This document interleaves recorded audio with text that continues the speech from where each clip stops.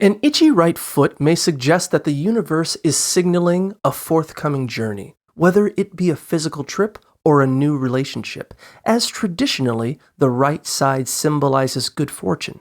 This superstition, while lacking scientific support, can provide an entertaining lens through which to reflect on personal changes. In various cultural beliefs, an itchy right foot can denote upcoming travel or blessings, though some traditions warn that it might indicate fruitless endeavors, particularly for women. In Turkish culture, it suggests imminent travel, while in Indian customs, it raises caution about potential disappointments. Interestingly, scratching an itchy right foot is often seen as tempting bad luck. Meanwhile, an itchy ankle is considered a sign of financial gain, possibly signaling a raise or unexpected monetary gifts.